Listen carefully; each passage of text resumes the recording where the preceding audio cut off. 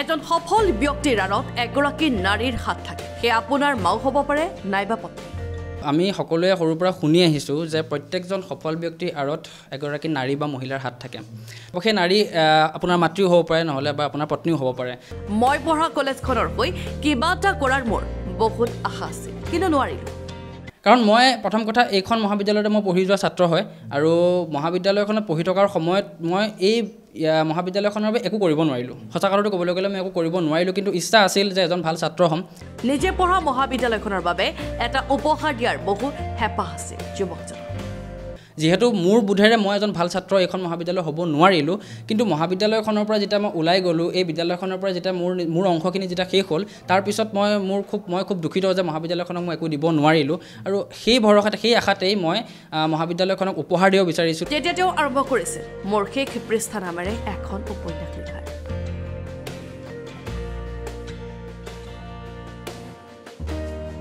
সেই উপন্যাসখনৰ কাহিনী আৰম্ভ হৈছিল অদ্ৰিক শইকীয়া নামৰ যুৱকজনে পঢ়ি অহা সেই মহাবিদ্যালয়খনৰ পৰা মই এই কলেজখনক লৈ পেলাই যেতিয়া এখন উপন্যাস লিখিম বুলি ভাবিছিলোঁ সেই চেষ্টাখিনিকে মই কলেজখনৰ সেই ঠাইবোৰকে লৈ পেলাই মোৰ নিজৰ কিছুমান অভিজ্ঞতাকে লৈ পেলাই মই লিখিবলৈ চেষ্টা কৰিছিলোঁ আৰু তাৰ পৰাই গৈ পেলাই আজি সকলোৰে হাতত তুলি দিবলৈ মই সক্ষম হৈছোঁ মোৰ শেষ পৃষ্ঠা উপন্যাসখন প্ৰতিজন ছাত্ৰই নিজকে দেখা পাব এই উপন্যাসখনৰ কোনোবা এটা কোণত উপন্যাসখনে আপোনাক আপোনাৰ সৈতে মুখামুখি কৰিব এখন কিতাপত যেতিয়া নিজক দেখা পোৱা যায় তেতিয়াহ'লে সেই কিতাপখনে নিজৰ সকলোবোৰ বস্তুৰ ওপৰত বুজাই দিয়া হয় কেনেকৈ এজন ছাত্ৰই এটা ভুল পথৰ পৰা নিজকে সঠিক পথ দেখাব পাৰে তাকে প্ৰতিফলিত কৰিব বিচাৰিছে মোৰ শেষ পৃষ্ঠা নামৰ উপন্যাসখন নিজেই নিজৰ কেনেকৈ বিপদ মাতি আনিব পাৰে আৰু সেই নিজৰ বিপদবোৰ অহাৰ পিছত যেতিয়া আমি নিজৰ বিবেকে বুজি পাওঁ যে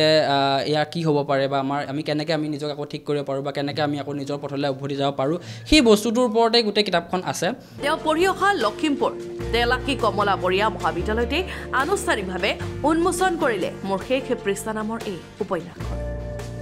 হয় মই বিকাশ শইকীয়াক ধন্যবাদ জ্ঞাপন কৰিছোঁ তেওঁ আমাৰ মহাবিদ্যালয়ৰ এজন ছাত্ৰ হিচাপে তেওঁ জীৱনৰ প্ৰথম যিখন উপন্যাস লিখিছে লিখাটো ইমান সহজ কথা নহয় তাতে তেখেতে এখন উপন্যাস লিখিছে আৰু আৰডি শইকীয়া নাম লৈ আৰু মই তেওঁক তাৰ কাৰণে ধন্যবাদ জ্ঞাপন কৰিছোঁ তেওঁৰ উজ্জ্বল ভৱিষ্যত কামনা কৰিছোঁ আৰু মহাবিদ্যালয়ত তেওঁ আহি প্ৰথম উপন্যাসখন আমাৰ শিক্ষক শিক্ষয়িত্ৰীৰ সন্মুখত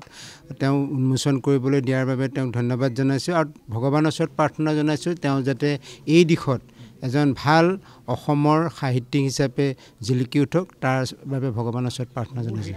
মই আৰু কিতাপখন যাতে সকলোৱে আদৰি লয় মই তাৰ বাবে